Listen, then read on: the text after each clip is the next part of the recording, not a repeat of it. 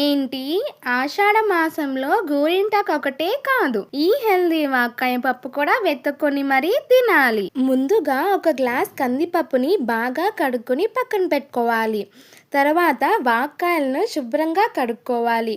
దీన్ని సకానికి కోసి లోపల ఉన్న గింజలు తీసేయాలి, లేదంటే అవి చేదుగా ఉంటాయి. ఈ సీజన్లో మాత్రమే దొరికే ఈ వాక్కాయల్లో విటమిన్ సి అండ్ ఐరన్ చాలా ఎక్కువ.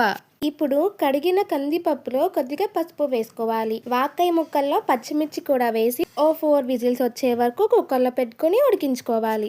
ఇక తాలింపు కోసం ఒక చిన్న ప్యాన్లో 1 స్పూన్ ఆవాలు, మినపప్పు, జీలకర్ర, ఎండుమిర్చి, కరివేపాకు, వెల్లుల్లి, 1 స్పూన్ నూనె వేసుకొని దోరగా వేయించుకోవాలి. ఉడికించిన పప్పులో వాక్కాయలు, పచ్చిమిర్చి, వేడి తాలింపు వేసుకోవాలి. రుచికి సరిపడా ఉప్పు కూడా వేసుకోవాలి.